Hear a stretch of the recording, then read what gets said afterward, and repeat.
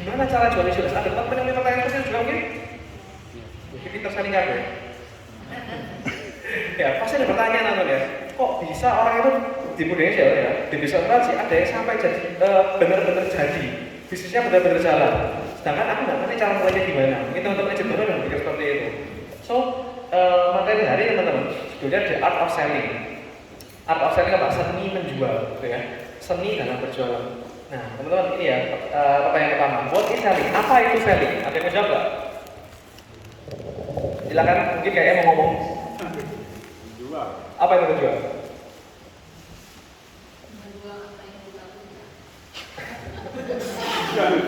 Sampai ke blank ya.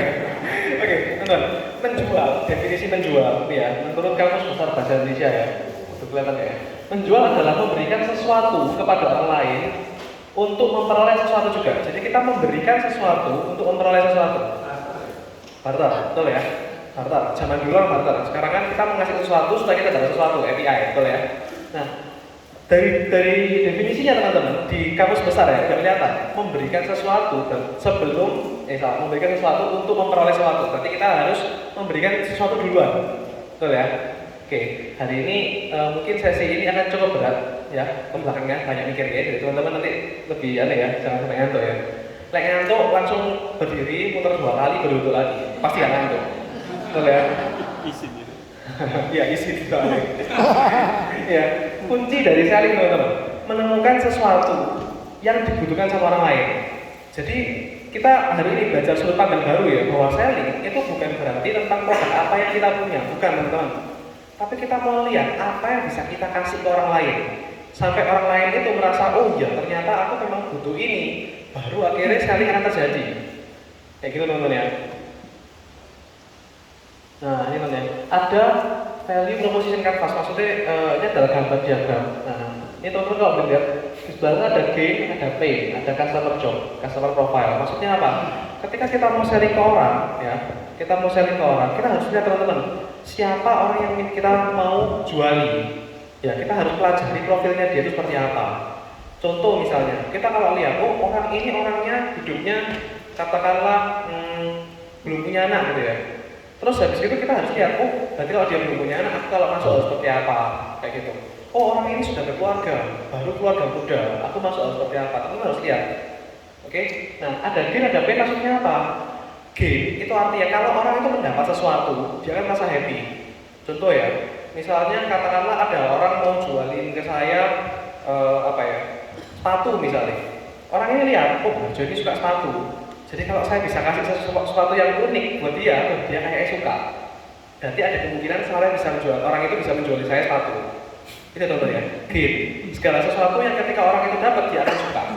Kalau pain itu adalah aku harus kasih sesuatu supaya orang itu tidak mengalami kegagalan atau pain tadi, kesakitan ini. Contoh, aku ketemu calon klien di mana dia ini katakanlah punya anak. Orang ini sayang banget sama anaknya. Dan dia berpikir, apapun yang terjadi, aku pengen supaya anakku tadi itu lebih berhasil daripada aku. Oke, so pain-nya dia apa? Takut anaknya gagal. Takut anaknya gagal, ya. Kalau anaknya ternyata orang sebagai orang tua tidak bisa ngasih anak itu sekolah pendidikan sampai bagus, maka itu adalah pain buat dia, betul ya? Jadi kita harus identifikasi teman-teman. Kira-kira calon klien kita ini gain-nya apa, pain-nya apa? Setelah kita tahu, kita akan buat yang namanya ini. Gain itu gain creator, pain itu pain deliver. Gain creator itu maksudnya apa yang dia pengen, kita berusaha kasih. Apa yang dia takutkan, kita berusaha hindarkan itu dari dia. Nah, kalau kita bisa mampu gambar kayak gini teman-teman, ini enak kalau kita ngomong ke orang. Karena apa? Kita sudah tahu dulu. Oh, orang ini kira-kira kebutuhannya di mana, gitu ya.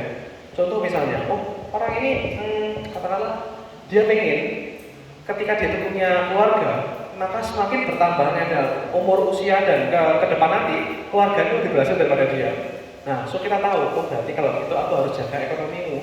Apapun yang terjadi, ekonomimu kebutuhan finansial keluarga ini jangan sampai menurun, kan gitu ya. Sebaliknya juga pendidikan kayak tadi contoh pain. Kita hindarkan dari kemungkinan anaknya tidak bisa lebih berhasil daripada dia. Ada pertanyaan sampai sini? Lanjut ya. Nah, teman-teman, kalau kita sudah tahu bahwa di dalam bisnis ini kita itu nyari kebutuhan orang dan kita kasih solusinya. Kira-kira kebutuhan apa yang setiap orang itu pasti punya? Apa yang selalu yang pasti diinginkan sama semua orang? Makan, apalagi? Tempat tinggal. Sehat, Tempat tinggal. tempat tinggal gitu ya. Jadi semua apa yang kita orang mau tadi kita harus tahu dulu. Dan kebutuhan apa sih yang orang itu pasti butuhin?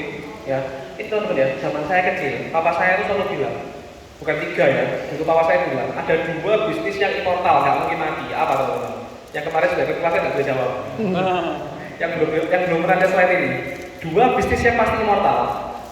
Ada yang mau jawab? Oke ya, bisnis pertama yang nggak mungkin mati itu rumah sakit. Papa aku selalu bilang gitu, rumah sakit sama di jasa. Ya, buka O2 ini nggak akan mungkin sepi. Ya toh, semua orang pasti butuh rumah sakit. Semua orang juga pasti pakai di jasa atau layanan bukaan, betul ya?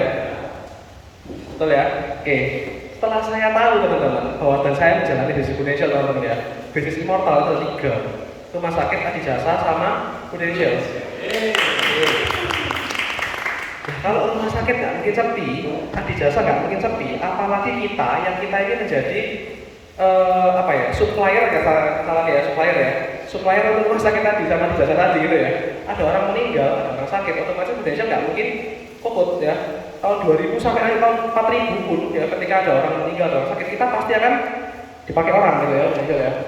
So teman-teman harus tahu juga bahwa kita kerja di sini, kita mau belajar, kita mau jalani bisnis ini, itu bisnis yang benar-benar long term dibandingkan dengan semua bisnis komersial lain. Karena apa? Boleh loh, bisnis itu roda berputar, setuju ya teman-teman ya? Dulu orang bisnis hotel itu gila, keren bukan main. Zaman Covid orang bisnis hotel, wah itu ngeri bukan main ya. Zaman dulu orang jual, mungkin katakanlah jual masker ya, nggak ada harganya.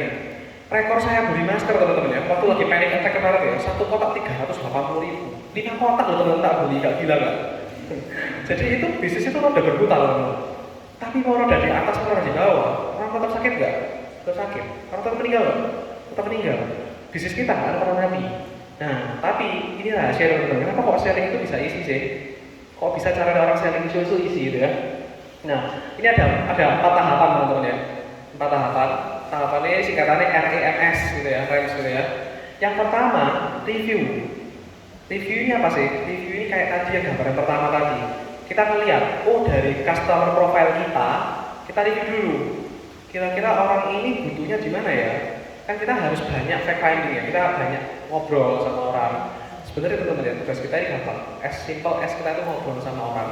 Kita nambah teman, kita kenal dia lebih dalam. Jadi kita tahu, oh orang ini ternyata sayang sama orang tua. Dan ada nggak kemungkinan misalnya, oh orang tuanya bisa jadi nggak, orang tua ada, anak ada, ternyata anak yang sakit, orang tua yang susah. Oh, oke, berarti dia bisa termasuk, iya Pak, oh hospital dulu. Kalau kamu sakit, orang tua nggak repot, contoh kayak gitu. Kita review dulu kebutuhannya di mana. Oh orang ini termasuk keluarganya itu pekerjaannya cuma 1 orang, yang cowok aja yang kerja. Sisanya nggak bekerja bergantung sama 1 orang. Berarti yang harus kita proteksi lebih siapa? Ya pencari nafkah tadi. Nah contoh kayak gitu. Kita harus belajar review teman-teman. Jadi seninya sebenarnya, judulnya itu seni menjual. Tapi kalau kita lihat lebih dalam lagi, sebenarnya seni bukan seni menjual, tapi seni kita mengenal orang. Kayak gitu ya, menjual itu adalah akibat. Nah, kalau orang itu sudah polis, teman-teman, sudah punya polis ya teman-teman ya. Sekarang kalau kita di luar ketemu orang, dari 10 orang teman-teman ketemu, saya yakin 9 pasti bilang saya sudah punya asuransi, betul nggak? Ya. Oke, 9 pasti punya asuransi. Tapi tahu nggak isinya asuransinya apa? Nggak tahu. Kebanyakan 8 dari 9 dari 9 kata-kata ya, bilang nggak tahu. Pokoknya aku tahu bayar segini, gitu ya. Tuh, dapatnya manfaatnya apa ya? Bu, pokoknya dapat kartu. Kartu limitnya berapa? Nggak aruh. Nah terus biaya asuransi tahu berapa? Nggak aruh. Limitnya di mana? Nggak aruh, gitu ya. Semua orang akan bilangin kebanyakan seperti itu. So kita harus review pak profil dia, review polis dia ketika dia itu punya. Oke, tujuannya apa? Kita tahu dulu backgroundnya. Yang kedua, edukasi, ya, educate. Setelah kita tahu kebutuhan orang, gantian kita yang masuk, kita edukasi. Ya, karena di sini teman-teman ya, Prudential, ketika kita sebagai agent, kita bukan penjual asuransi, tapi kita adalah insurance educator, ya, teman-teman ya. Kita mengedukasi insurance ke orang. Orang beli polis itu adalah efek dari efek dari ketika kita berhasil mengedukasi dia. So langkah kita setelah kita review adalah kita edukasi.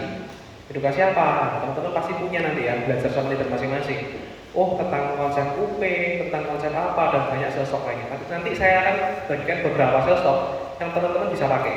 Nanti boleh dicatat, ngobrol sama leader, tanya, leader pasti tahu. Itu ya.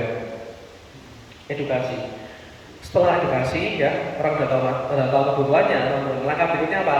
Masalah. Kita cari masalahnya ya.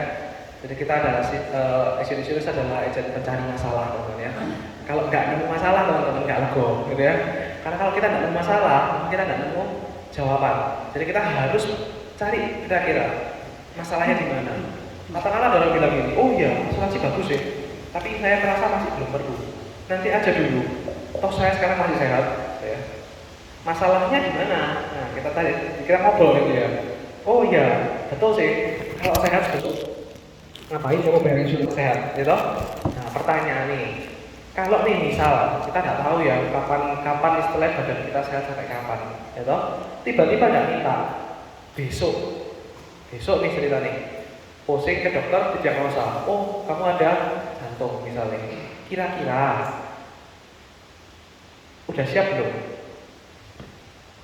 Kan kadang orang begitu ya, belum aku masih sehat, punya nanti aja, oke nanti aja. Tapi kalau ternyata dokter minta besok, persiapanmu gimana?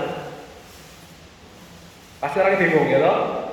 Masalah enggak Pak kalau seperti itu? Masalah, karena apa? Kita belum persiapan kita kapan? Nanti, nggak tahu kapan nanti gitu ya. Nah, kita harus cari masalahnya. Atau ketika orang bilang gini, aku nggak mau pakai insurance. Kenapa? Wis, aku tak kayak cara lama. Aku nabung sendiri, tak kerja sendiri, tak simpan sendiri untuk pendidikan anakku.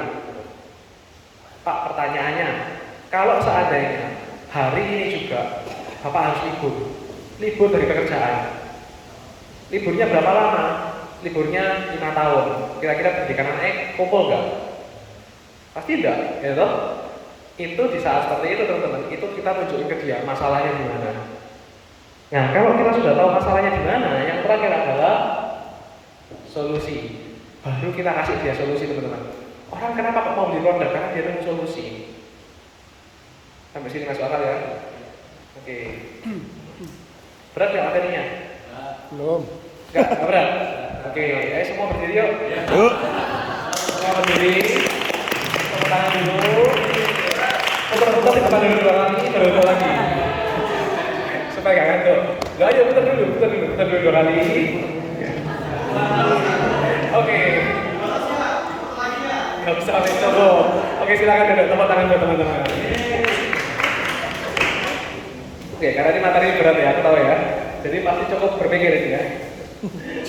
Ya, jadi kita butuh ketemu masalah dulu teman-teman. Teman-teman kalau kita bisa menunjukkan kebutuhan, tapi kita nggak bisa menunjukkan masalah, maka orang tadi belum tentu mau beli. Salah, dia mau beli, tapi belum tentu sekarang. Oh iya, saya tahu kok saya butuh asuransi. Nanti ya, mendekati saya mau sakit. Saya tahu saya butuh OP. Nanti ya, mendekati umurku tua. Padahal harusnya dia butuhnya kapan? Sekarang, betul ya? Nah ini ya, as an advisor, ya kita harus di masa tidak bisa. Jadi sebagai advisor kita harus hidupnya itu di masa depan teman-teman ya. Cara berpikir kita dibalik, kita harus dari masa depan dulu. Aku harus tahu dulu, klienku ini keinginannya dia itu apa? Oh keinginannya dia itu hidup sampai tua, pensiun bisa cukup, dananya ada, anaknya pendidikannya bagus, penghasilan anaknya bagus. Nah itu masa depannya kan kita sudah tahu, baru kita tarik ke belakang. Sekarang dia sudah punya persiapan kok belum? Ya gitu ya. Jadi kita harus hidup di masa depan dulu, baru kita cari apa yang kurang. Nah, share the idea, not the number. Jadi maksudnya apa? Kita kalau ngomong sama orang, teman-teman ya, biasakan kita jangan ngomong tentang angka dulu. Kalau misalnya kita ngobrol sama orang, lalu orang bilang gini, oke lah, premi ini menurutmu sing paling murah atau enggak? Pernah ya? Kadang ada orang seperti itu ya. Ya wis aku merasa tertarik. Premi yang paling murah berapa gitu ya. Nah, kita ngomong sama dia.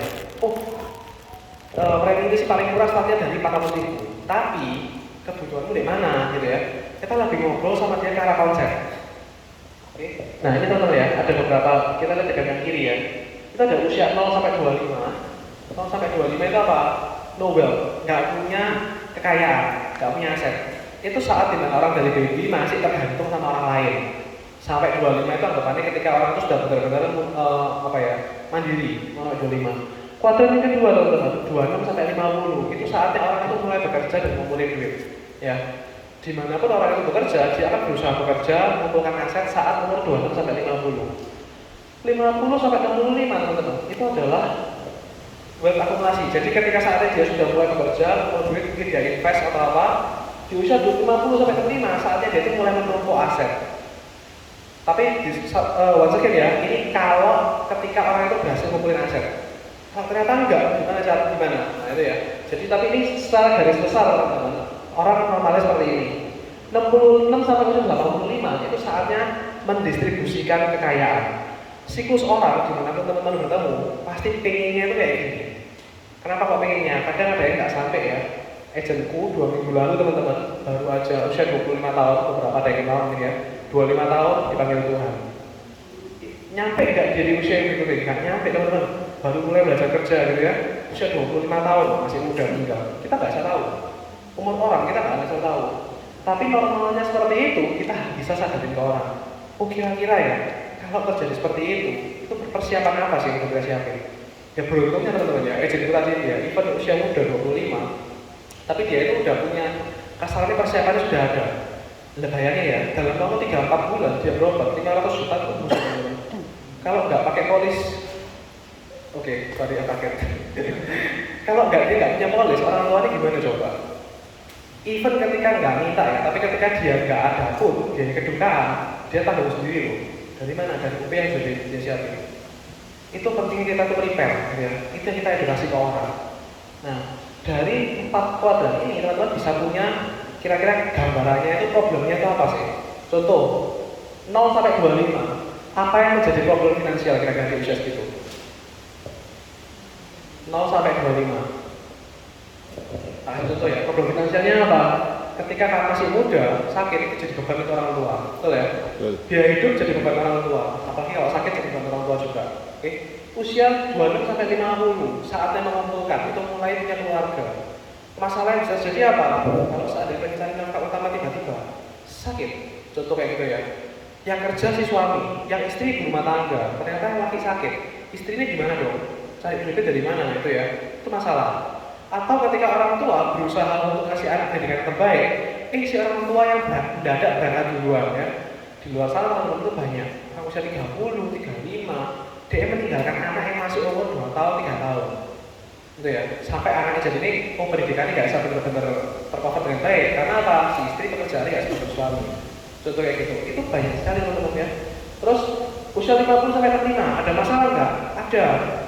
Iya kalau ternyata saat pensiun mereka cukup banyak simpanan.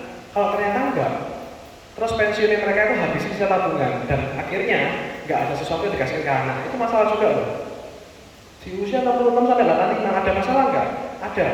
Orang tua kalau nggak pegang duit, nggak punya power pegang duit, ya mereka hidup nggak punya, mereka harus tergantung sama si anak. Si anak jadi namanya istilah sandwich generation. Pernah tahu? Tahu ya sandwich generation ya? Masalah juga nggak? Masalah. Selalu ada masalah di usia 0 sampai nanti sepanjang usia kita, dan itu peluang kita teman-teman. Dari problem itu kita lihat kita bisa masuk di sebelah mana. Karena asuransi teman-teman sejujurnya hanya ada 3 teman-teman. Yang pertama adalah hospital collection. Kita harus lihat kapan bisa kita kasih. Nomor 1 paling penting hospital duluan misalnya gitu. Yang kedua kita punya critical. Yang ketiga kita ada life creation atau itu bukan life creation ya, jadi Tuhan, wealth creation terusnya. Jadi kita menciptakan aset lewat konsep UP. Nah, insurance itu cuma 3 itu aja teman-teman. Nanti ini kapan kita masukin ke plan kita, teman-teman nanti kita diskus lagi ya, jadi ya. Tapi garis besarnya seperti ini. Kasih idenya dulu. Nah, ini teman ya. Ini nyambung relate dengan omongan Karmanto tadi ya. Uang bukan segalanya, tapi segalanya butuh uang. Oke ya. Even dari lahir butuh duit, sekolah butuh duit, jalan-jalan butuh duit, sakit butuh duit, meninggal pun butuh duit teman-teman ya. Kita bukan kucing yang bisa meninggal ya udah dikubur bahkan rumah nggak bisa teman-teman ya. Itu ada butuh semua nih. So peluang kita bisa masuk di semua lapisan orang, usia berapapun, gitu ya. Nah, tadi kan udah kelihatan dari yang tiga jenis asuransi tadi ya. yang paling penting, nomor satu paling dasar itu hospital. Yang kedua adalah medical, yang ketiga adalah OP. Nah, untuk hospital teman-teman, apa sih kira-kira cara ngomong kita yang bisa kita masukin, yang kita bisa kita lakukan untuk kita approach ke orang? Ada 3 jawaban teman-teman. Nah, yang pertama ini ya, kalau kita edukasi orang ya, Pak, tahu nggak teknologi medis ya untuk saat ini itu kan tambah lama tambah maju pasti ya. Zaman dulu belum ditemukan obat untuk ini, penyakit ini, sekarang sudah ada gitu ya. Dulu belum ditemukan alat ini, sekarang sudah ada gitu ya. CT scan dulu cuma berapa slice, sekarang sudah lebih banyak gitu ya. Teknologi medis tambah lama tambah bagus. Berarti seiring bertambah usia, orang kalau sakit gampang sembuh apa enggak? Iya. Lebih gampang, betul ya? Cepat sembuh ya. Tambah lama tambah cepat sembuh. Orang zaman dulu ya, adik cece mama saya itu meninggal gara-gara apa itu sakit aku lupa. Pokoknya sakit simpel. Sakit simpel aku lupa tapi zaman kecil meninggal gara-gara itu. Kalau sekarang aku gampang masuk rumah sakit kali seminggu sudah keluar. Jadi sering bertambah zaman teman-teman ya, akan lebih banyak teknologi yang maju. Tapi untuk mengakses itu dibutuhkan 2, waktu yang tepat sama fasilitas yang tepat. Waktu yang tepat artinya apa? Misalnya contoh, orang ini ada orang yang sakit di rumah. Oh tahu, rumah sakit itu bagus, dokternya bagus. Ambulan datang 5 jam kemudian, ketolong nggak orangnya? Enggak ya. Telat sampai sana, nggak ono gitu ya, nggak level gitu ya. Butuh waktu yang tepat. Dan yang kedua butuh fasilitas yang tepat juga.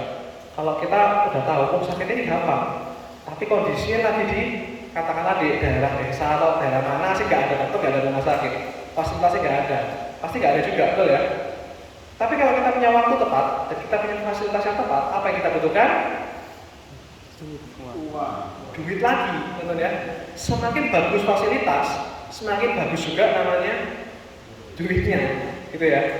Kemarin waktu operasi kiste, ya, pasangan saya waktu operasi kiste bulan November. Kalau di Indonesia harganya cuma sekitar 100-an. Kita bawa ke Singapura, ya, dengan yang jauh lebih bagus, harganya 350 teman-teman. Nah, itu ya, fasilitas yang tepat. Kalau kita misalnya butuh 2 ini tadi dan kita nggak punya fasilitas yang tepat, orang nggak bisa tolong juga. Pak sudah punya persiapan nggak fasilitas yang tepat tadi? Kita tanya sama orang. Oh fasilitas yang tepat ada, aku tahu dokter ini tahu ini. Oke, biayanya ada nggak? Biaya itu fasilitas loh.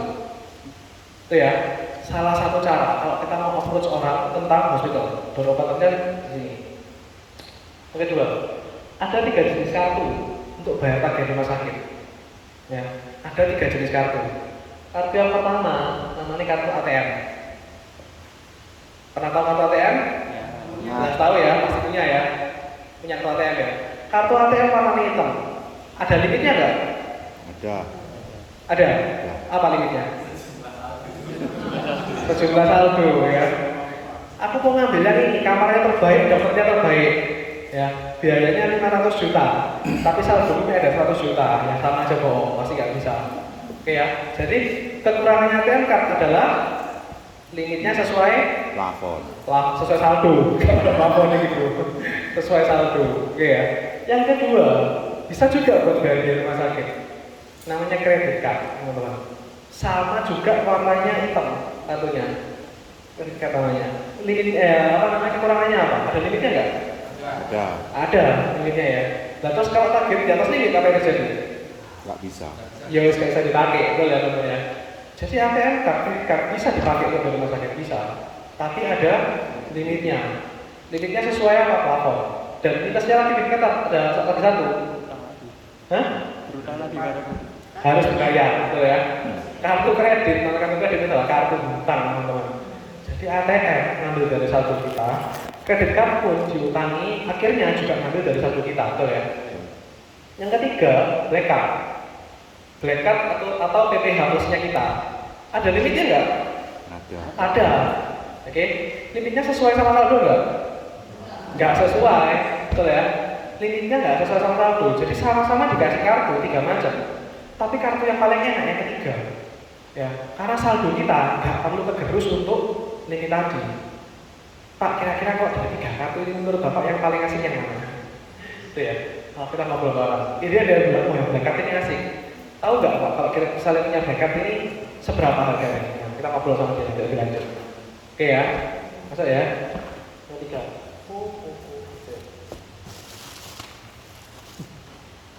Yang ketiga, shock medical bills. Shock medical bills bahasa Inggrisnya itu artinya tagihan yang bikin kita kaget ya, shock. Artinya apa? Sometimes teman-teman pernah nggak ketemu orang yang kaya yang dia bilang aku nggak butuh asuransi, aku bisa bayar sendiri. Ada ya? Aku nggak butuh asuransi, aku bisa bayar sendiri. Berapa sih emangnya misalnya masuk sakit ini? Nah, pernah teman-teman ya? Aku dulu itu waktu ngobrol sama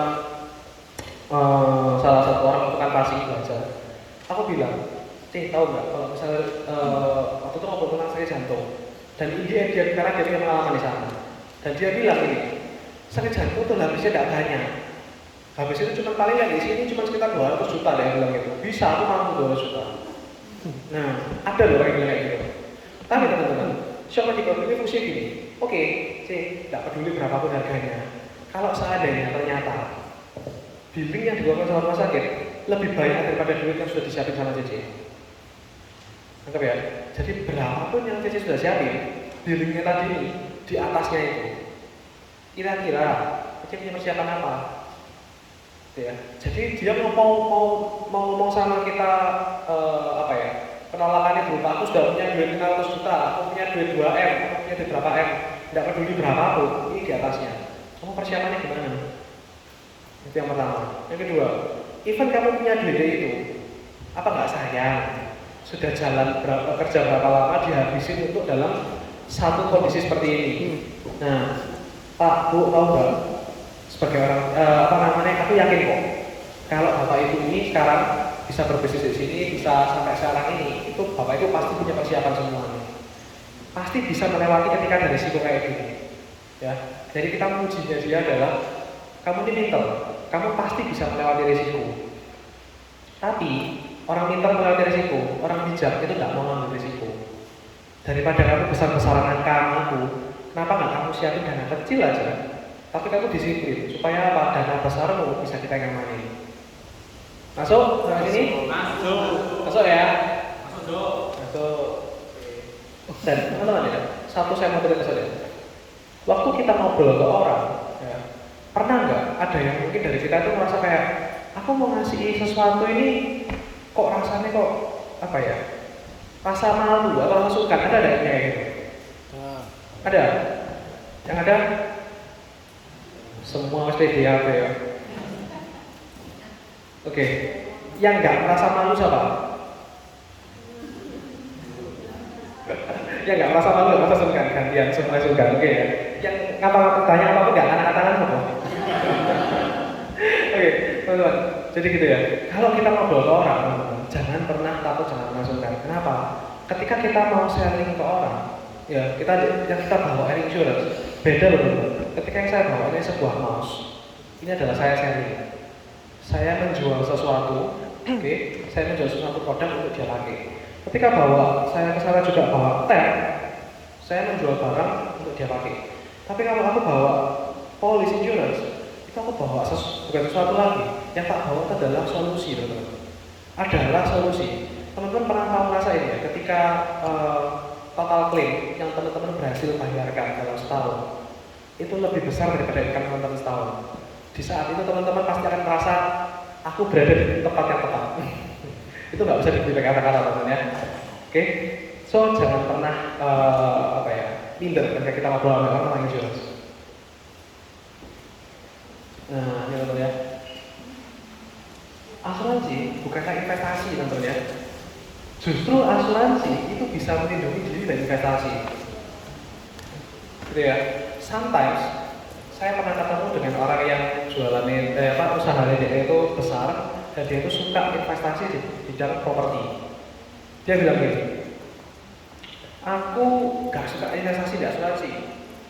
Memang sih murah UP, tapi dapetnya kapan? Ketika aku mati, kelamaan dong. Terus kelamaan nggak nikmati itu nggak? Orang ada sih pernah bilang kayak gitu. Aku suka di bidang asuransi, di bidang properti. Tak beli tanah, saya berjalan waktu dia akan bertambah. Jangan didebat ya teman-teman. Oh, nggak bisa.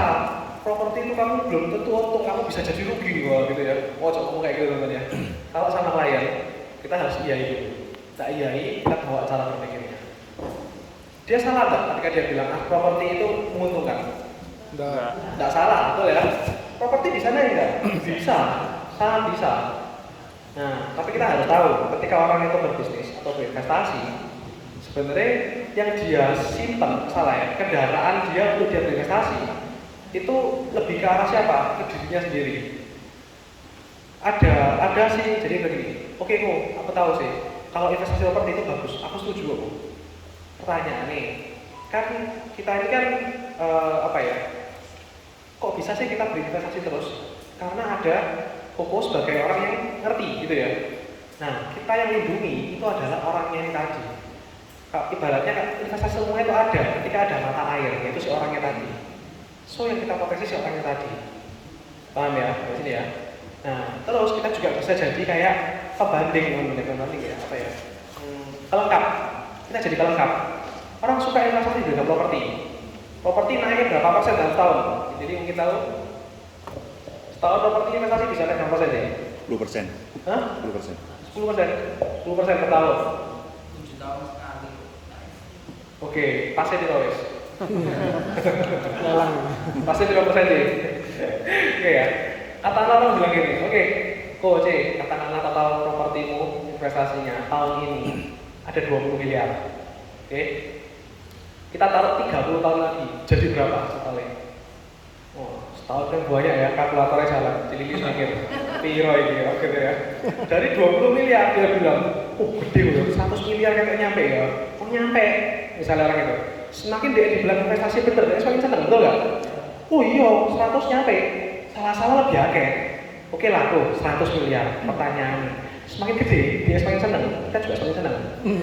Kita juga semakin seneng. Jebakan. Kamu tahu nggak, investasimu nanti itu 30 tahun lagi, ketika kamu tidak tangan, berapa biaya yang dikeluarin? BPHT 5%, ditambah biaya notaris, ditambah pengadilan, belum biaya kalau di luar nggak sengketa, naik SHR atau apa mungkin semua itu minimal kurang lebih 3-5%. Jadi total tambah BPHT 8-10%. Kalau naik jadi 100 miliar, 30 tahun lagi kamu harus sedia duit 10 M berarti untuk perpindahan aset tadi. Sudah punya belum? Gak punya, gitu ya teman ya. Pasti tidak punya. Nah, di sana kita bisa masuk. Contoh seperti itu. Oh, kalau misalnya bisnis, dia pasti itu pemikiran bisnis itu paling suka apa sih? Diskon, teman-teman ya. Bisnis itu paling suka yang namanya diskon. Jadi kalau kita ngobrol sama bisnis, oke kok, kamu saat itu kamu dana 10 M. Tapi kamu beli sekarang, early bird, diskon 90%. Diskonnya 90%. Sisa cuma 10%. Itu pun cicilan tanpa bunga 5 kali bayar. Masuk nggak orang? Masuk ya. Itu salah satu cara masuk ya. Jadi kita harus tahu dulu orang ini atau dia punya punya berdasarkan properti, dia punya bisnis toko tadi ya, atau bilang misalnya self employee punya toko, atau bahkan dia punya bisnis contohnya. Nah kita bisa ngomong sama dia juga. Asuransi ini bukan sesuatu untuk kamu investasi atau kamu bisnis, bukan. Asuransi ini justru melindungi. Apa yang kamu kerjakan itu yang kita lindungi. Apa yang jadi goalmu kita pasti akan capai. Orang kalau punya bisnis teman-teman ya, saya berharap misalnya visi perusahaan ini 10 tahun lagi punya cabang 5 misalnya kayak itu. Tengah-tengah jalan nggak minta, dia sudah sakit, bayar rumah sakit banyak, nggak bisa kerja lagi. Kira-kira nyampe nggak visinya dia? Nggak nyampe. Satu-satunya cara supaya kita bisa nyampe dari mana? Dari insurance teman-teman. Asuransi itu produk yang tidak ada substitusinya. Tidak ada perusahaan lain yang mengganti uang kecil dengan uang besar kecuali asuransi.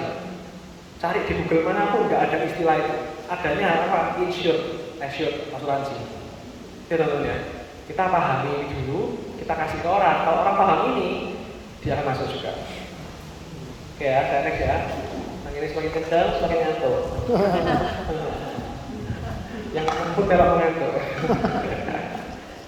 Oke, teman-teman ini beberapa sales talk ya, nggak beberapa ini ya, ada 20 teman-teman sales talk yang tak kasih hari ini ya. Jadi teman-teman, kan kalau misalnya kita selling teman-teman ya, itu bisa, mesti kita approach ke orang, itu ngomong tentang hospital, critical, sama konsep UP. Nah, sedikit tips dari saya teman-teman, ya jangan pernah pilih-pilih ya. Oh ini FPI-nya cili, ini premi 1.000 untuk malas aku ojo gitu teman-teman ya. Tetap even premi kecil pun kita ambil. Kenapa? Itu adalah bagian dari proses teman-teman. Kenapa kok orang bisa closing kemarin ya di region East Java 2 kemarin itu ada yang submission ya dari ADS kita dikirim ini 2 case API-nya 2 miliar. Jadi orang itu ya tak kurang lah 1 case 1 miliar ya. Itu berarti 6 orang sih mau bayar premi teman-teman 1 tahun 1 miliar. Gila nggak? Gila ya teman-teman. Itu wow gitu ya. 1 case 1 miliar. Pertanyaannya, kenapa kok dia bisa nemu 1 miliar? Apa yang harus kita lakukan terlebih dahulu supaya dapat 1 case istilah 1 miliar tadi itu? Kita harus belajar dari itu. Ada orang yang 1 case 500 juta. Gimana caranya dia dapat 1 case 500 juta? Ada yang mau jawab? Kayaknya ada yang mau jawab itu. Gimana caranya? Orang bisa dapat 1 case 500 juta. Gimana caranya? Itu ya teman-teman ya. Closing dulu 500 case 1 jutaan. Ya, ini gambaran apa ya? Enggak beneran kayak 1 juta tahun. Tapi maksudnya apa? Kamu harus punya jam terbang 500 kali tadi baru bisa dapat 1 case 500 juta. Kalau orang pengennya 900, ya jam terbangmu 900 kali dulu baru kamu 1 juta. Paham maksudnya ya? 900 bukan 900 angka ya. 900 kali pasti dapat 900 enggak. Tapi semakin kita berjalan teman-teman itu proses. Saya ketemu orang yang premi cuma 300.000 dulu ya atau 100.000 gitu ya sampai sekarang. Itu proses teman-teman. Baru bisa dapetin case misalnya 1 case. Ya kemarin saya sempat pengajuan ya, walaupun Indian masih belum dicabut ya, masih proses ya, 950 juta per tahun. Itu prosesnya panjang teman-teman. Tidak segampang itu gitu ya, masih tidak secepat itu. Di dalam dunia insurance kita tidak bisa instan, tapi ya itu apa yang kita belajar, setiap case yang kita belajar teman-teman. Setiap teman-teman duduk dengerin orang lain yang cerita, selalu ada hal positif yang bisa teman-teman catat. Ya, next. Nih, satu persatu ya, 20 ya. Teman-teman tangkap mana sih bisa tangkap ya? Menjaga aset. Menjaga aset ini apa sih? Menjaga aset ini ketika orang tadi itu kita bisa masuk ngobrol ke orang. Gunanya fungsi UP adalah ketika jangan sampai suatu keluarga saat si pencari nafkah utama tadi tiba-tiba dia harus meninggal, ya, mendadak tiba-tiba dipanggil Tuhan gitu. Tapi dia meninggalkan sesuatu. Meninggalkan sesuatu nelek, meninggalkan sesuatu ini berupa emas itu nggak apa-apa ya. Tapi sih apa sih ditinggalkan teman? Hutang, gitu ya. Oke, saya pernah punya pengalaman satu, waktu COVID kemarin, nggak minta ya, meninggal. Istrinya selama ini nggak pernah ikut kerja tempat tokonya, tiba-tiba ditinggali utang supplier. Nah, akhirnya apa? Terpaksa namanya aset satu persatu dijuali. Tanah di luar kota yang mungkin posisinya agak jarang dipakai dijual. Mobilnya asli ada 2, dijual 1. Dan Indian aset tadi tergerus untuk bayar utang. Konsep UP teman-teman, kita bisa menjaga supaya nggak sampai aset keluarga tadi itu berkurang. Oke, ini yang pertama. Yang kedua, menciptakan aset. Menciptakan aset. Kok bisa menciptakan aset? Iya, karena ketika nanti UP tadi ini keluar, saya teman-teman, kan orang tuh ya, setiap orang dari hidup sampai meninggal, bisa enggak salah? Apakah pasti orang itu bakal sakit? Sampai masuk rumah sakit? Pasti enggak? Tidak. Enggak pasti ya? Oke, sudah pintar semua. Kalau ketemu orang awam pasti jawabnya apa? Pasti pernah sakit gitu ya. Tak rawat sama aku. Enggak. Orang belum tentu sakit. Bisa jadi dari lahir sampai meninggal enggak pernah masuk rumah sakit.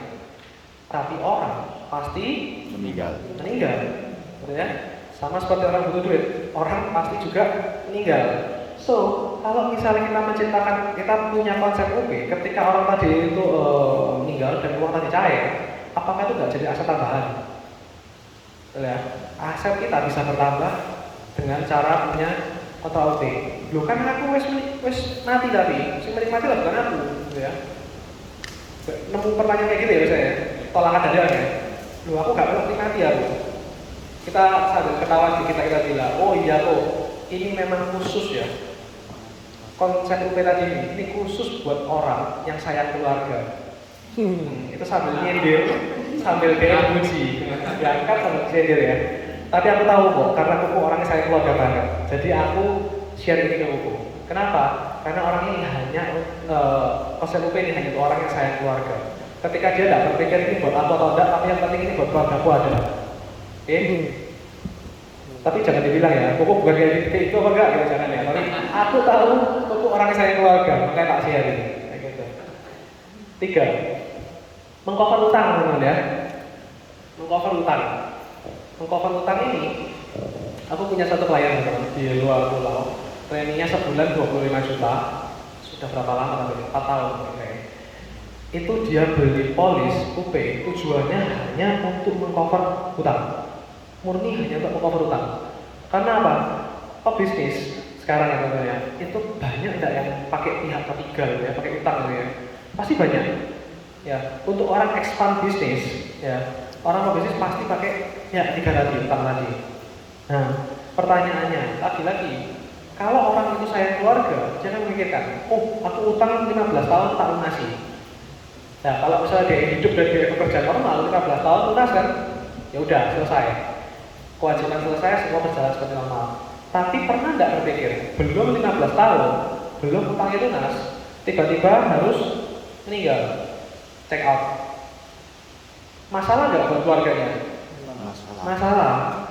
Dan setelah tak edukasi teman-teman, idealnya orang tadi bilang ini, oh iya betul sih, memang memulai perusahaan dari nol itu susah. Ya, selama ini yang kerja si cowok, si ceweknya nggak pernah di sana, jarang lah ya, bantu sedikit-sedikit. Decision maker di cowok. Kalau mulai usaha dari nol itu susah, apalagi mulai usaha dari minus. Betul ya? Dari sana akhirnya teman-teman kita bisa masuk, kita kasih dia asuransi gratis. Apa itu asuransi gratis? Perut cinta. Betul ya? Perut cinta itu asuransi gratis teman-teman. Pakai kata-kata gratis itu tadi. Oh iya gratis. Kok bisa? Utangmu kita jaminin. Ya, kamu punya utang 15M, kenapa? Kita yang jamin. Syaratnya apa? Kamu titip duit aja di kita. Titip duit. Misalnya ketemu ya, 15M, katakanlah butuh UP ini, butuh premi ini misalnya setahun 100 juta gitu. Oke, titip ke kita 100 juta selama 10 tahun. Nanti kamu tak cover sampai tahun ke-20. Kalau tengah-tengah jalan ada risiko meninggal, maka utangmu lunas. Kan kamu deposit duit di kita supaya kita jangan utang ya. Tahun ke-20 nggak ada risiko apa-apa, duitnya tak kembali, deposit tak kembali. Jadi asuransi gratis apa enggak? Gratis gitu ya. Jangan ngomong dulu cinta produk gini-gini nggak usah ngomong. Asuransi gratis. Itu masuk teman-teman. Ya, cover teman-teman utang usaha. Mengamankan dana pendidikan. Sama. Konsepnya asuransi gratis lagi. Anak masih kecil. Kita cuma mau jagain biaya anak dari sekolah TK sampai dia lulus kuliah itu berapa? Oke, kita kasih yang namanya Ucita tadi, asuransi gratis lagi. Selama orang tua masih ada, ya kamu cari bayar biaya SD, SMP, SMA bayar sendiri. Ada nggak ada asuransi kamu harus kerja untuk bayar itu kok, bayar sendiri. Pertanyaannya, kalau tengah-tengah jalan tiba-tiba kamu harus berlibur, tapi liburannya 20 tahun dan kamu nggak bisa balik lagi untuk bayar ini, ya. Terus siapa sih bayarin pendidikannya? Tak garansi di aku aja. Aku sih garansi pendidikannya. Kamu kasih aku deposit 20 tahun lagi anak lulus kuliah, tak kembali nanti depositmu tadi. Tak tambahin lagi bunga 10%. Gratis? Gratis. Semua sih gratis tuh ya teman-teman ya. Mempersiapkan dana hari tua ya. Mempersiapkan dana hari tua. Dana hari tua ini gimana? Santai. Ada orang tua yang baik anak itu teman-teman ya. Baik. Anak istriku 1, anakku 3 ya. Atau mungkin istrinya 2, anaknya 2, boleh, terserah wis. Pokoknya seperti keluarganya ada 4 orang. Misalnya keluarganya ada 4 orang kayak gini. Terus dia bilang gini, saya punya duit 5M. Tak siapin untuk anak masing-masing 1M, untuk istriku juga 1M. Gitu ya. Istrinya 1, tak kasih 1M untuk deposito. Anakku 3, tak buka deposito, masing-masing 1M, 1M, 1M. Wes, ini dana ini nggak tak UT, ini buat kalian. Suatu saat apa ada apa itu pakai buat modal kalian lanjut. Oke, pertanyaannya, tadi kan duitnya 5M, anggota keluarganya ada 4. Oke, di hari tua kan nanti, ya, selama kehidupan satu keluarga itu mereka boleh pakai duit berapa? Sisa 1M, betul ya? Duitnya 5M, 4-nya mati, berarti sisa 1. Oke ya. Kalau kita selalu gini, kok aku setuju cara berpikir itu. Tidak banyak orang yang memikirkan keluarga sama kayak kamu gini. Kamu ini hebat memang. Istri, anak kamu persiapin. Tapi ada cara lebih pintar lagi sebenarnya. Cara ini bagus, tapi ada cara lebih bagus lagi. Caranya gimana? Dengan tujuan yang sama, kita buka polis. Masing-masing 1M, 1M, 1M, 1M. 4 polis senilai P1M. Dengan usia kamu sekarang, kamu cuma butuh mungkin dana ya 150 juta lah per polis. 150 juta dikali 4 polis. Berarti butuh keluar dana ini berapa? 600 juta. Oke? Itu pun boleh dicicil kan? Tapi taruhlah 600 keluar semua. Berarti selama hidup itu pun nanti dengan tujuannya kan udah nyampe, pasti nyampe, ya. Selama hidup nanti satu keluarga boleh pakai dana berapa? 4,4. Paham ya di sini ya? Ini karena ada mata gambar harus ganti Hah? Tapi nanti yang lainnya aku nggak tahu. Oh, oke.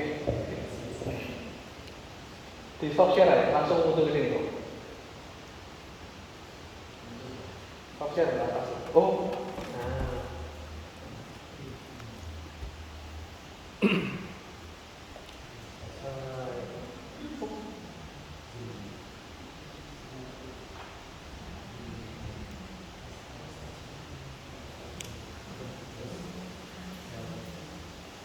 Oke, ini dulu ya. Jadi ini si orang satu. Oke, ini si bapak. Ini istri satu aja. Tak bilang istri dua, aku dibelikan di sini soalnya. Istri satu aja. Anaknya 3 ya. Si A, si B, si C. Katakanlah mereka mau kasih 1M, 1M, 1M, 1M. Oke, kok aku punya cara lebih bagus? Sama tujuan. Ketika someday saatnya tiba, mereka dapat 1M masing-masing untuk melanjutkan hidup. Dan angka 1M ini tidak boleh kita OT-OT. Aku setuju kok. Ini tak kasih dalam berupa polis ya. Ini berupa buku. Oke. Masing-masing harganya 150 juta. Jadi total kita keluar berapa? 150, 150, 150. Totalnya 600. Dana dia ada 5M. Dia boleh pakai dana berapa? 4,4. Bayangin dengan cara yang lama dia cuma boleh pakai 1M.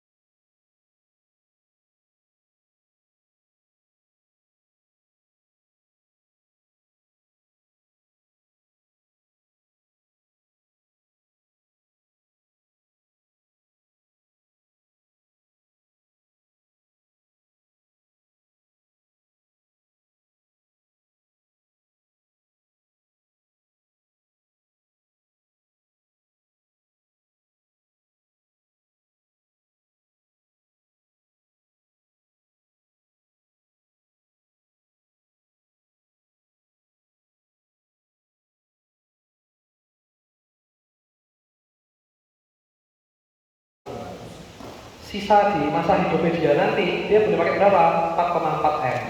Nah, cara kanan sama cara kiri mana lebih cerdas? Cara Oke, kanan. paham ya? Paham ya? Next, kalau gitu. Berikutnya, menyeimbangkan bagian anak. Menyeimbangkan bagian anak, teman-teman. Lihat di handout aja ya. Tak gambar di sini langsung ya. Menyeimbangkan bagian anak. Ini mungkin bagian anak itu gimana? Bayangin ya, ini si anak, nah ini si papa, ini ibunya, bapak ibu. Punya anak 3. Si bapak ibu tadi ini punyanya cuma 1 rumah. Cuma 1 rumah aja, kira-kira. Ya, kalau nggak salah, dia punya 3 rumah wes. 1 rumah, 1 lagi apartemen, 1 lagi toko, ya ini toko ya, atau ya apa wes. Kira. Ya apa caranya supaya si anak tadi bisa masing-masing itu senang dan rasa hasilnya seimbang? Rumahnya di Madiun, Ngawi. oke, luasnya 200 meter. 1 lagi apartemen di mana nih? CW, ya. Oh ini. Seimbang. Oke, mahal ya. 1 laginya tuku di mana nih? Pasuruan misalnya. Kira ya. Nah, taruhlah ada 3 tadi ini. Gimana cara dia ini bangun? Kita kasih bentuk akal segampang. Ini 2M misalnya, ini harganya 8M, ini harganya 3M. Ini apa caranya imbang itu? Nah, ini kita teman-teman, kalau kita masuk orang, tidak selalu orang mau ngomong mereka punya harta itu di mana. Tapi tipsnya supaya kita bisa masuk adalah, Pak, kita selalu bilang ini, di luar sana ada loh Pak, orang yang ternyata itu anaknya 3, mereka punya aset 3, tapi nilainya berbeda semua. Si anak tadi seneng nggak kalau dapatnya nggak seimbang? Pasti seneng. Gimana caranya? Kita bisa pakai imbang. Ini 8M, ya udah kamu dapat ini Pak wes puasa. Ini 3M, kita tambahin polis nilai 5M. Ini tambah polis nilai 6M. Nah, Pak, kabar bagusnya, kalau misalnya kita pakai dengan cara ratio kayak gini, 6M, mungkin kita butuh cuma katakanlah 1/10 nih. Ini cuma butuh 500 juta loh. Ini cuma butuh 500 juta loh. Tapi tetap si semua dari anak akan terima total 8M, total 8M, total 8M. Masuk akal? Masuk akal. Oke ya, lanjut ya. Oh, nggak ada sih. Meredam konflik dalam keluarga, ya. Meredam konflik dalam keluarga. Meredam konflik caranya gimana? Ya, jangan sampai ada orang yang kita nggak puas. Contoh lagi, ini kejadian beneran sih. Aku pernah punya temen kayak gini. Rumahnya 1, rumah keluarga. Oke, anaknya ada 1, 2, 3 anaknya. Yang 2 kan harusnya ketika orang tua meninggal, rumah tadi kan jadi warisan untuk anak bertiga, betul ya? Bukan salah satu, tapi anak bertiga. Nah, si anak 3 tadi, yang 2 bilang saya mau tinggal di rumah itu. Yang 1 bilang aku tidak mau, aku minta bagian duitnya. Ya apa cara baginya? Ya, repot ya. Si anak bilang, wes gini aja supaya kita bagi rata. Rumahnya dijual dan duitnya bagi 3, tapi beli rumah lain. Yang 2 bilang, ini rumah peninggalan orang tua, nggak mau tak jual. Ayo, masalah nggak? Masalah. Konflik ya teman ya. Untuk cara menghindari konflik, kita bisa pakai cara ini juga. Ya. Untuk cara menghindari konflik. Jadi sing memang dia tidak mau dijual, ya udah, nggak usah jual. Sing dia mau dijual, dia dikasih OP berupa duit. Nilainya sama kan? Dia tahu loh, nilai bagi berapa. Oke, soal ya. Next, mengcover biaya transisi. Biaya transisi itu biaya apa? Tadi ya, properti tadi contoh. Biaya transisi. Semua aset teman-teman, ketika kita sudah meninggal dan kita berpindah nama, itu pasti akan butuh biaya. Ujung-ujungnya butuh duit, ya. Apapun semua butuh duit, ya. Nah kalau kita butuh duit dan ternyata biaya transisi nggak ada, saya pernah ketemu lagi 1 orang. Saya pernahnya banyak ya teman ya. Ini artinya apa? Aktivitas tinggi ya. Jam terbangnya banyak. Oke. Ketemu. Nah, saya ketemu orang di Malang waktu itu ya. Ini orang di Malang ini itu punya pondok pesantren banyak. 6 atau 7 jika salah, banyak pokoknya. Ketika seorang tua meninggal, semua pondok pesantren tadi itu tidak bisa dibalik nama. Beserta semua aset yang lainnya. Kenapa? Mereka tidak pernah meninggalkan cash, nggak ada duitnya teman-teman. Nah, sedangkan itu biaya transisi kita butuh itu tadi. Kita butuh duit untuk urus semua kan. So kita salah satu kita untuk punya konsep UP ya itu untuk mengcover biaya transisi tadi. Apapun asetmu, apapun investasimu, terserah kamu. Yang penting kamu itu untuk transisi tadi butuh biaya berapa. Nggak cuma aset ya. Kita mau merubah orang yang meninggal, nama di bank, nama di investasi, itu namanya tadi mau dirubah, itu sudah butuh namanya duit. Nah, kita harus bisa cover di sana. Oke. Next, mengganti value yang hilang. Nah, mengganti value yang hilang. Value yang hilang itu maksudnya gini. Saya pertama kali bikin polisku cinta. Tujuannya buat siapa sih? Buat orang tua, ya. Karena ini orang tua, ini papa mama misalnya ya. Nah, ini aku di sini misalnya. Orang tua sama anak. Siapa meninggal duluan? Nggak ada yang tahu. Oke, ini ngomongnya speaker kabel, oke. Ngomong orang awam, siapa yang meninggal duluan? Orang tua. Orang tua, ya. Kita nonton TKP. Iya. Padahal saya meninggal duluan belum tentu si orang tua. So, saya pertama kali saya bikin bagus kopi teman-teman. Bayangan saya buat apa sih? Orang tua tergantung sama saya. Ketika nggak minta in the end, saya yang harus berangkat duluan. Orang tua saya gimana terus? Ya, ini value-ku sebagai seorang anak sekaligus sebagai tulang punggung keluarga. Nah, ini value ini yang dibawa sama UP. Bisa jadi teman-teman ketemu orang yang bukan orang tuanya, tapi ke siapa? Aku katakanlah, ada nggak orang anak satu misalnya, dia hidup sama katakanlah ini ada saudara tapi nggak nikah tinggal sama dia. Yang nanggung biaya saudara ini, ya si orang ini. So, orang ini punya value bagi saudara dia tadi ini. Kita mau cover di sini. Ketika orang ini hilang, berapa sih value-nya? Kita bisa hitung loh. Oh, ternyata harapan hidup misalnya si saudara tadi harapan hidup berapa tahun, biaya hidup berapa tahun.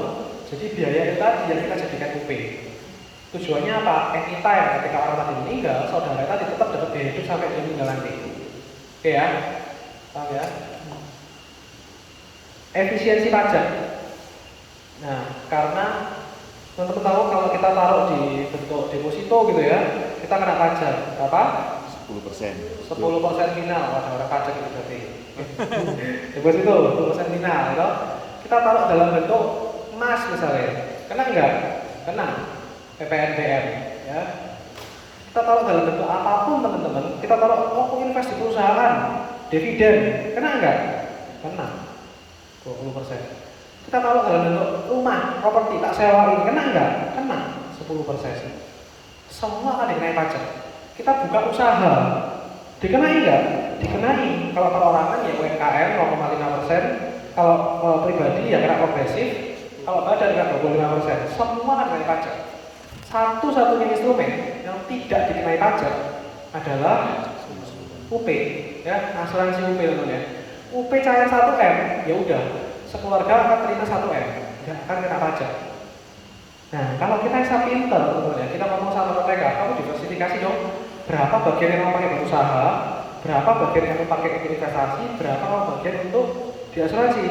Maka nanti kamu bisa mengefisiensi pajak yang kamu harus keluarkan. Karena nggak semua harus pakai pajak, betul ya? Oke. Sampai sini 10 yang pertama sudah selesai. Masih ada 10 berikutnya. Oh, terkait dengan efisiensi pajak tadi, Ya.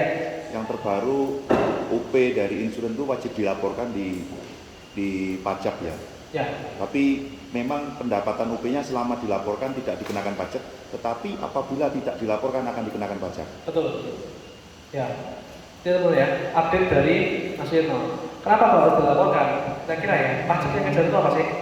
Dari kejar sama pajak teman-teman, itu bukan UP-nya, tapi preminya. Betul. Ya, teman-teman bisa punya, misalnya UP cair 10 miliar gitu ya. Kalau bisa UP cair 10 miliar, UP-nya nggak 10 miliar, nggak ada yang pajak. Tapi yang mereka lihat tuh, ini kan pasti ada preminya. Kamu bayar preminya sudah bayar pajak juga atau belum gitu ya? Itu uangnya, preminya itu premi legal nggak secara pajak. Makanya sumbernya. Makanya kenapa kok per tahun kemarin memang ya, yang namanya orang insurance itu harus dilaporkan.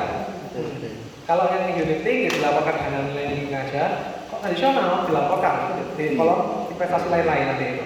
Jadi itu muncul kayak gitu. Tapi kenapa kok dia benar-benar bisa enak ya? Dan dia ini nggak terikat dengan hukum manapun, karena istilahnya tidak bisa dikatakan pajak juga. Karena apa? Ini penghasilan namanya. Namanya pajak itu didapat dari apa? Penghasilan. Nah, sedangkan kalau UP ini istilahnya itu manfaat yang Ya. didapatkan ketika orang itu meninggal, bukan penghasilan. Gitu. Oke, benar. Thank you bukan ya. Sip. Ada lagi mau tanya? Nggak ada? Oke, kita lanjut ke 10 berikutnya teman-teman ya.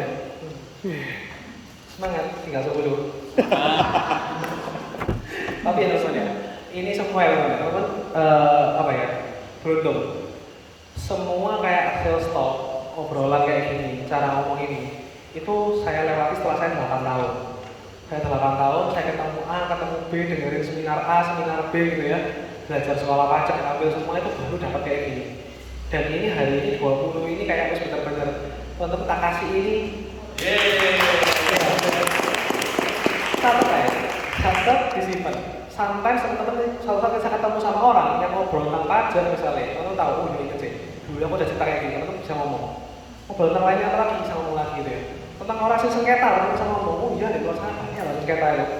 Kita konsep itu bisa salah satu untuk menghindari sengketa, gitu kayak gitu. Ya, bisa lagi. Oke, yang ke-11, mempertahankan kapital keluarga.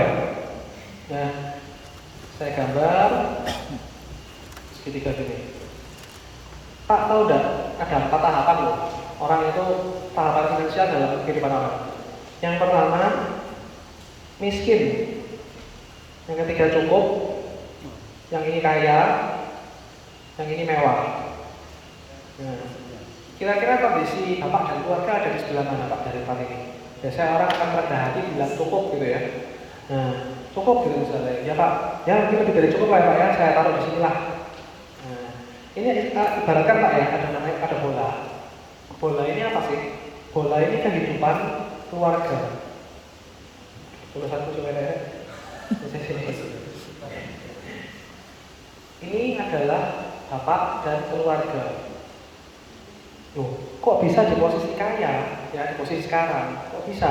Karena di sini ada bapak yang dorong bola ini tadi ke atas.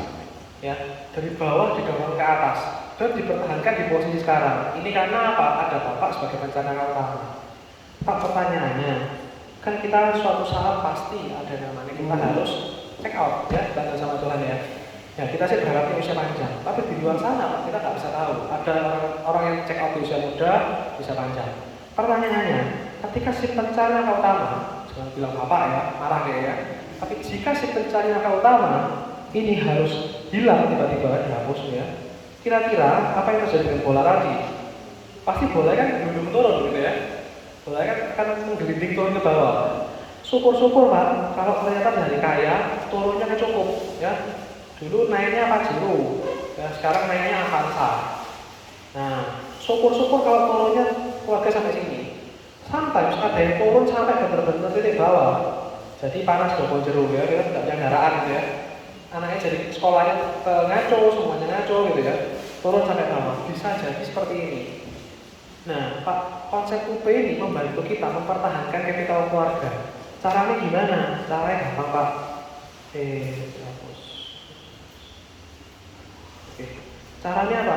Kita pasang di sini dongkrak Pak. Jadi ketika si orang tua berhasil mendorong sampai di sini, oke, kita pasang dongkrak. So ketika bapak yang di sini tadi ini, yang megang tadi ini sudah hilang, bapak ini hilang pun, tetap kondisi bola berada di posisi yang sama, betul ya? Ini dari konsep UP Pak.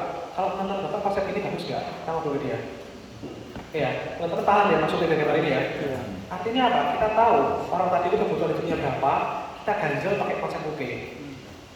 Oke, paham ya? Ada pertanyaan sampai sini? Belum ada. Next minumnya. Menyelesaikan final expense. Final expense itu apa? Expense itu pengeluaran ya, pengeluaran terakhir. Ini kayak tadi saya bilang yang pertama, kita manusia bukan kucing, teman-teman ya. Nggak bisa lah misalnya kita, tinggal di botol ke pinggir gitu ya, dikumpul selesai, nggak bisa teman-teman ya. Kita ada sih namanya harus di kedukaan gitu ya, dikebumikan. Nah, buat sebagian orang nanti ada yang harus dikasih peti. Peti itu ya, kemarin mesin saya itu ya, 25 tahun itu ya, aku temani dia sampai beli peti itu ya. Termurah teman-teman, tebel itu cuma 3 cm.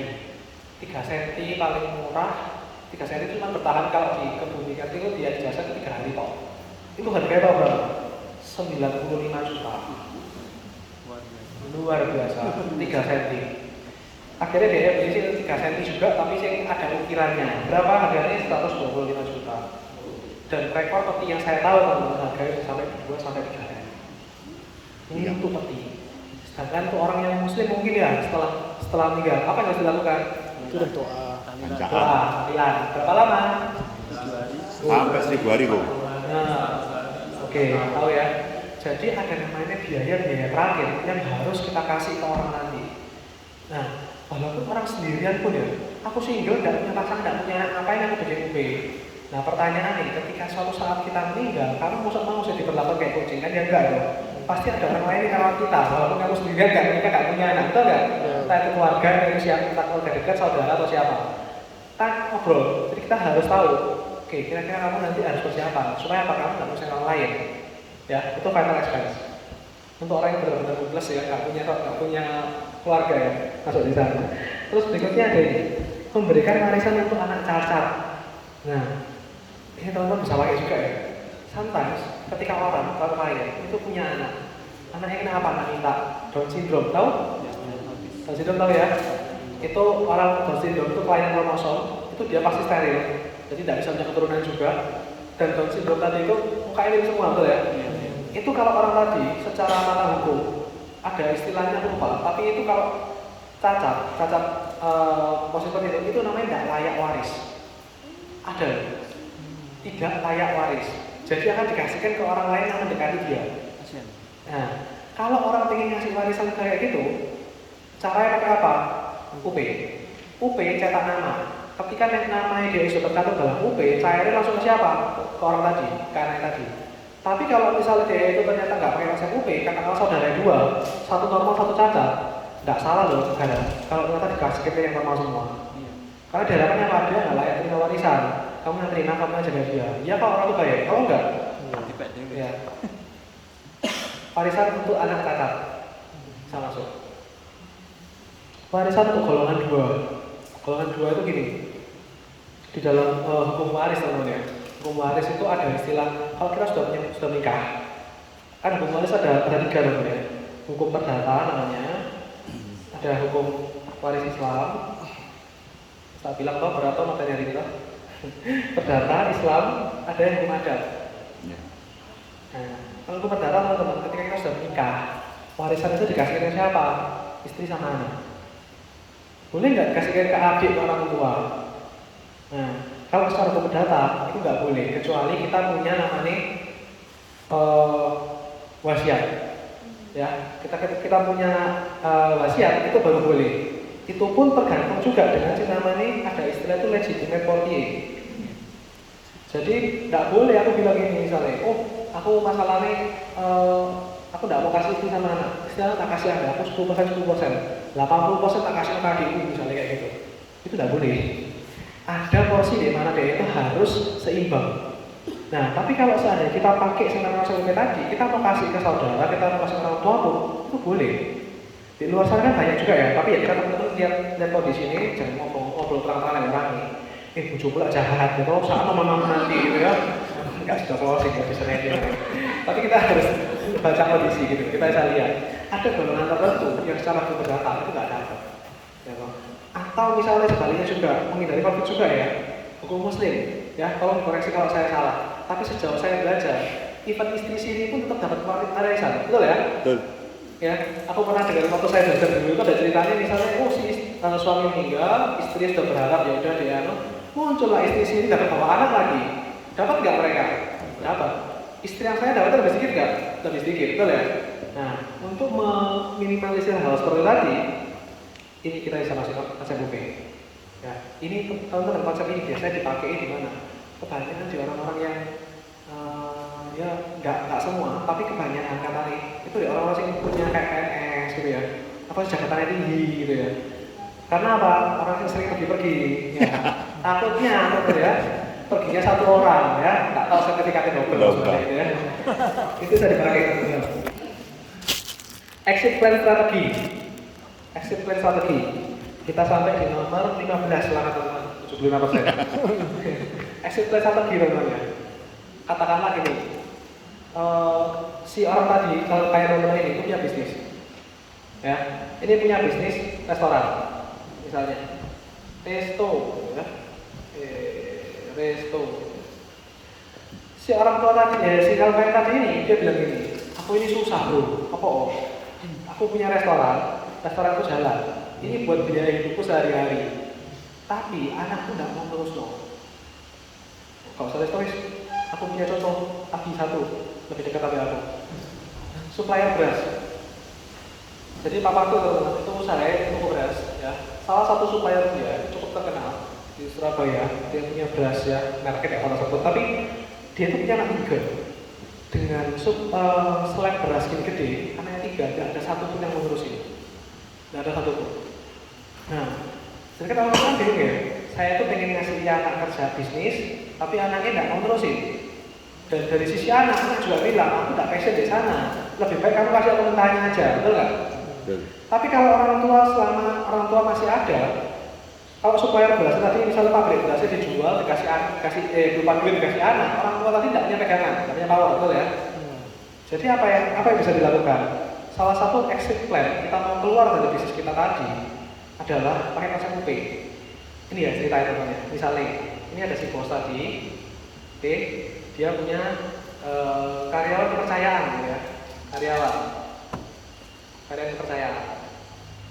Nah, si bos tadi bilang sama karyawannya, kamu tak kasih sama aku 20% saham misalnya, saham kosong nih, kamu nggak perlu modal, tapi dari keuntungan kamu dapat 20%. Tapi kamu jadi tangan kananmu mengelola perusahaan tadi. Oke ya, jadi si bos tadi sudah punya suksesornya si karyawan tadi. Oke, selama dia masih hidup, karyawan ini supplier beras ini, pabrik beras tadi akan tetap jalan ngasih duit buat si bos tadi. Oke, ketika suatu saat si anak nggak ada, si bos tadi sudah bikin UP. Pabriknya nilainya misalnya 20M.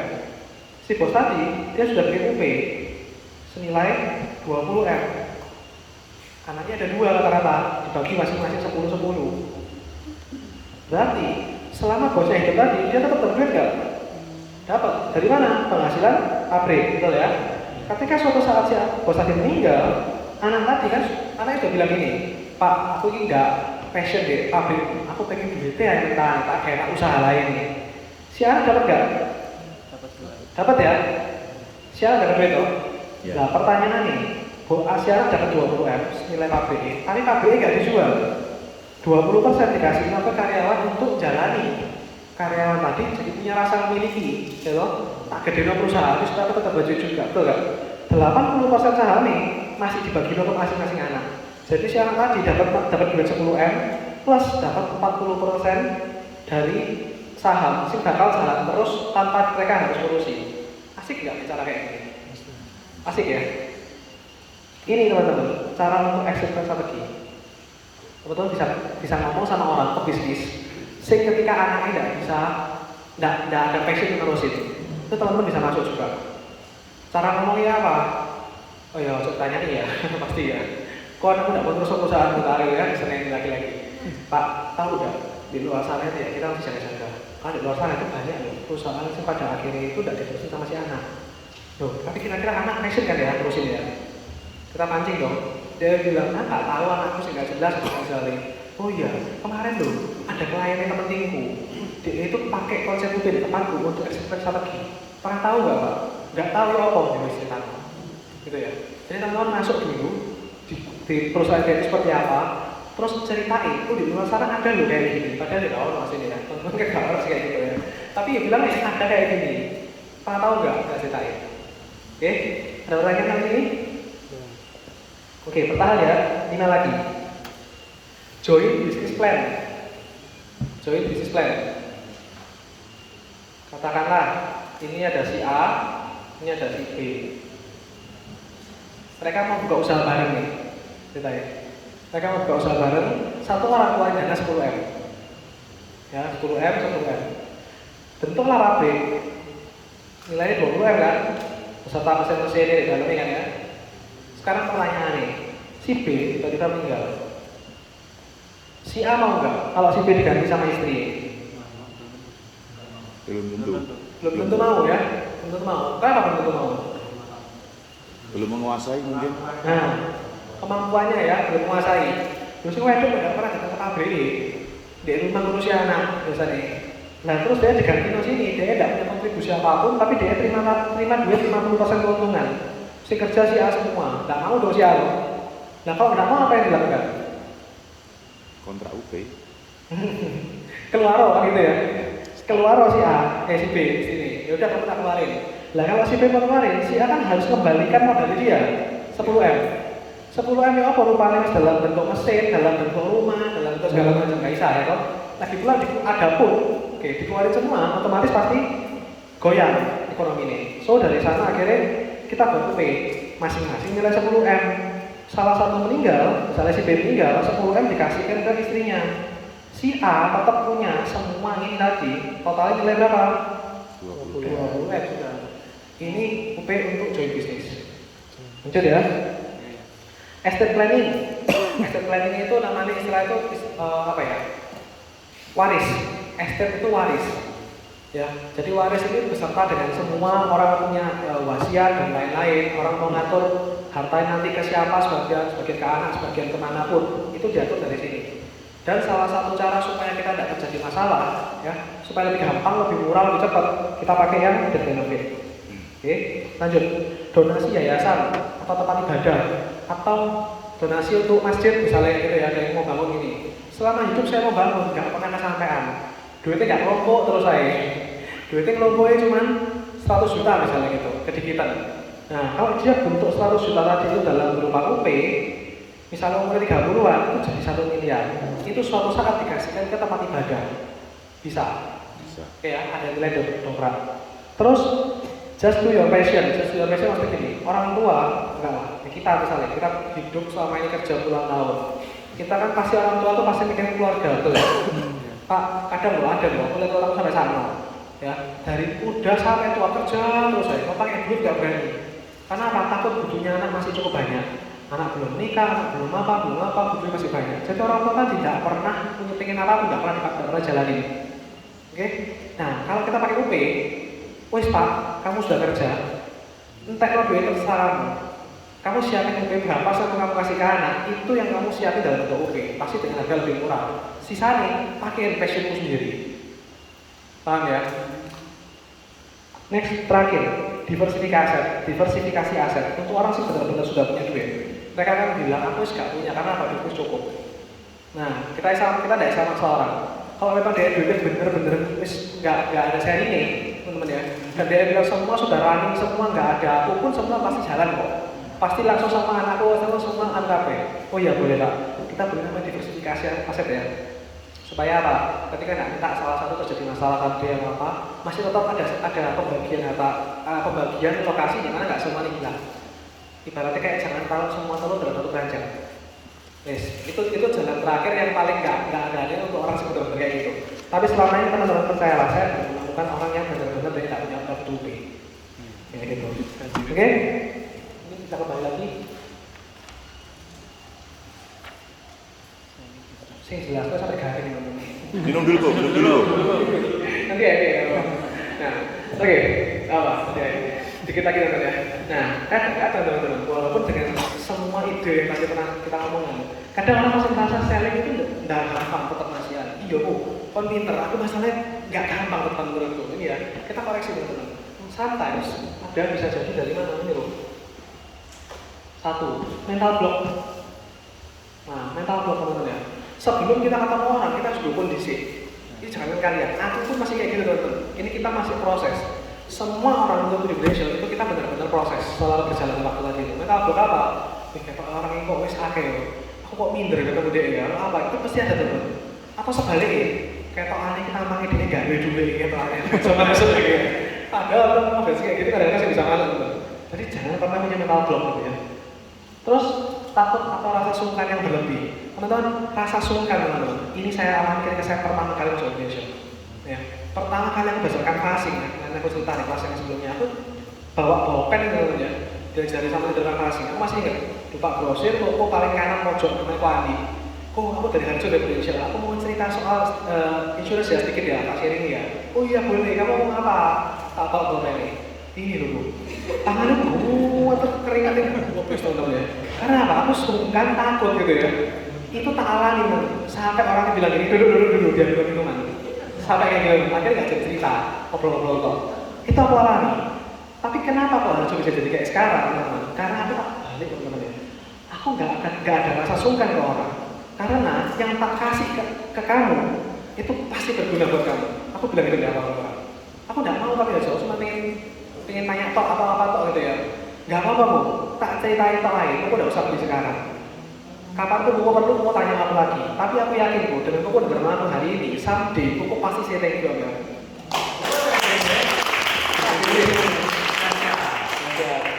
Ya, karena kita tahu teman-teman ya, apa yang kita kasih ke orang, someday orang pasti saya thank you gara-gara apa kita nggak boleh gede. Dan itu nggak bisa dibeli kata-kata teman-teman ya. Salah satu juga kenapa kok saya bertahan sampai sekarang, karena apa?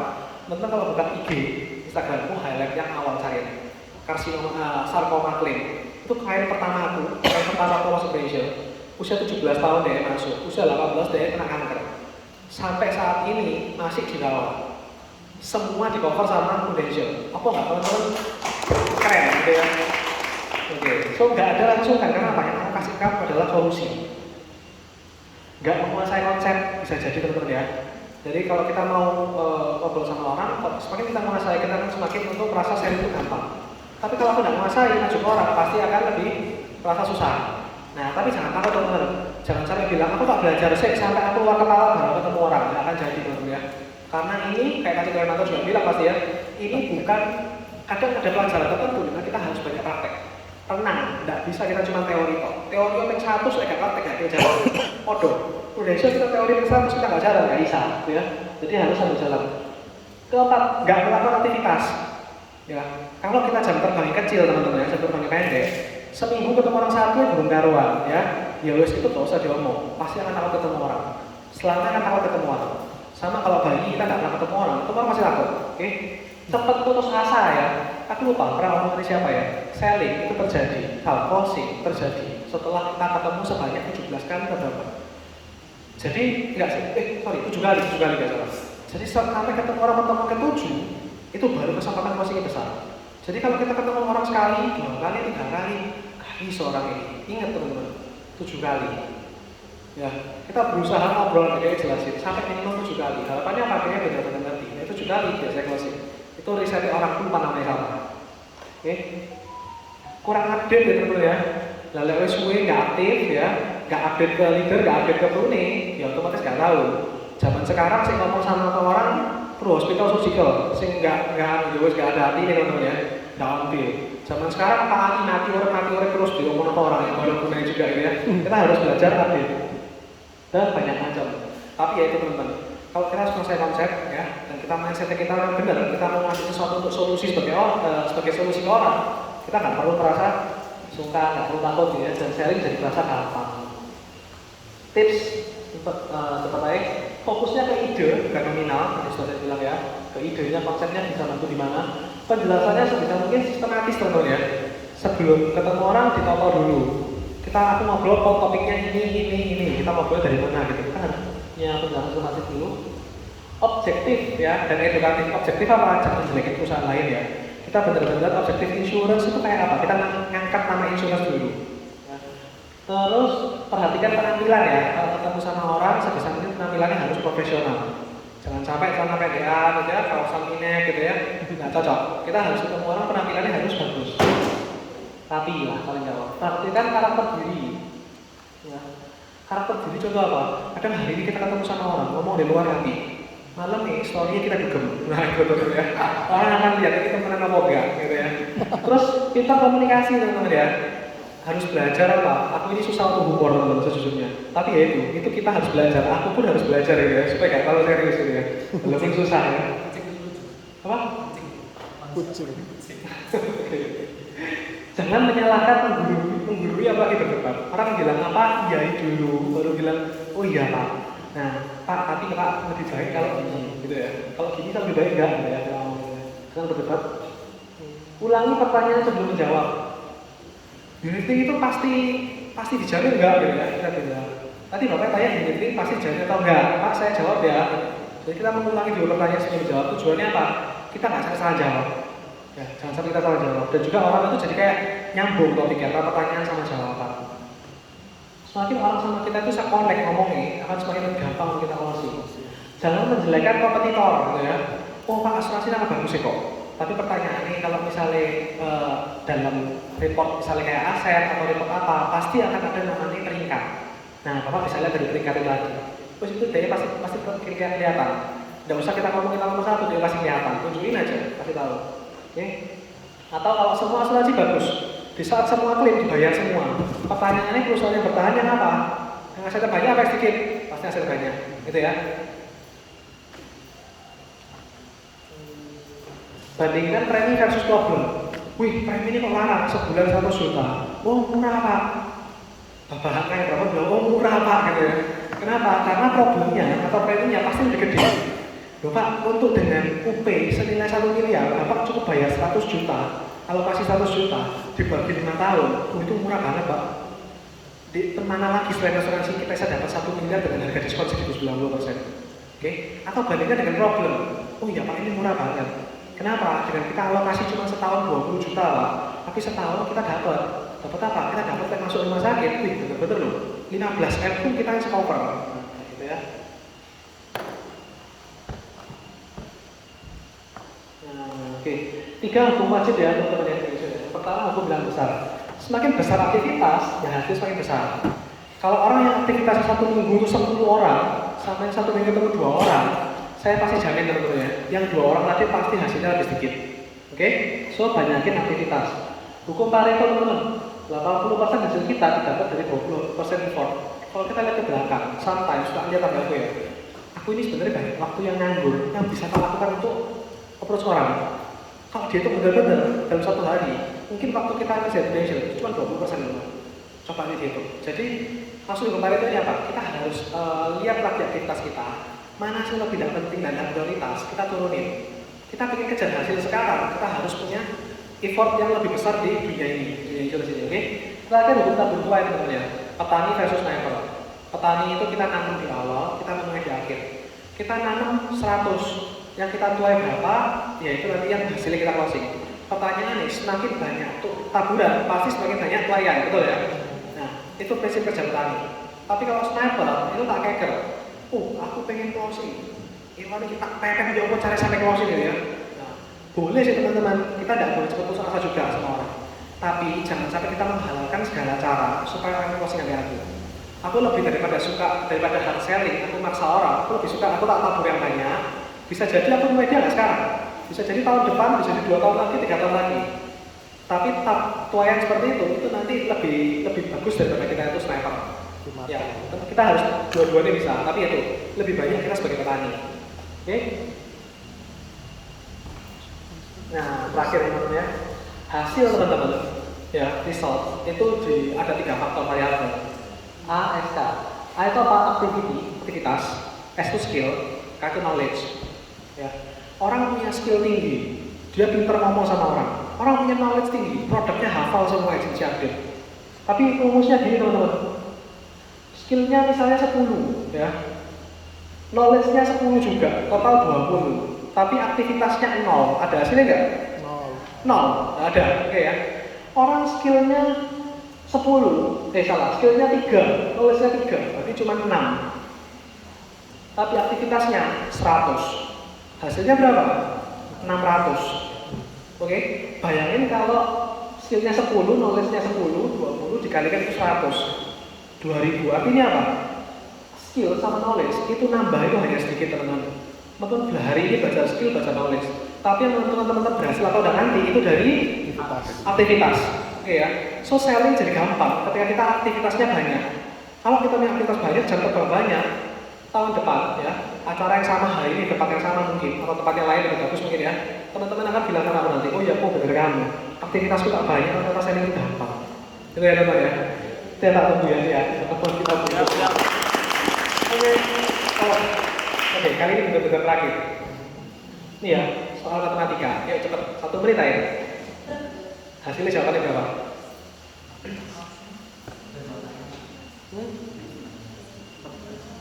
Ada yang mau jawab?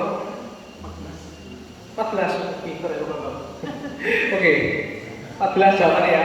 Aku nggak ada jawabannya terus terang. Aku gak biasa. Tapi teman-teman, kenapa kok Bapak bisa tahu ini ya? Atau yang kedua sama. Oke, ini cuman aku bikin ini, aku kemarin itu, aku lupa jawabannya. Tapi teman-teman, gimana cara kok Bapak bisa tahu jawaban kalkulus tadi kok? Coba kamu jelasin sedikit. Dicari dulu A-nya berapa, B-nya berapa, C-nya berapa, betul ya? So dari petunjuk yang pertama kita sudah tahu A itu berapa, B itu berapa, C itu berapa. Kalau kita sudah tahu A itu berapa, B berapa, C berapa, yang keempat gampang nggak jadi ini? Gampang. Artinya apa? Kita harus tahu dulu polanya seperti apa. Ya, kalau kita sudah tahu polanya, oh ternyata A itu ini, B itu ini, maka berikutnya gampang. Teman-teman harus temuin pola dalam penjualan. Ketemu orang seperti apa harus ngomong apa, ketemu orang seperti apa harus ngomong apa. Itu tahu pola dari mana? Lagi-lagi aktivitas, ya. Aktivitas banyak tentu bisa tahu polanya orang ini harus ngomong apa. Sekarang kalau misalnya model kayak Cemeri, Hermanto gitu ya, ketemu orang si A, wis gak perlu mikir. Mereka sambil cerita apa 2 menit langsung tahu, oh harus masuk di sini, oh harus masuk di sini. Karena apa? Sudah tahu polanya. Udah tahu pola, gampang selling itu, oke? Jadi kesimpulannya adalah find the pattern ya. Harapannya dari sini teman-teman dari sesi saya ini teman-teman jadi tahu gimana cara mencari pola untuk ketemu sama orang, sama tingkatkan aktivitas. Oke, ingat ya, temukan pola, tingkatkan aktivitas. 2 tadi promosi dari saya. Sudah.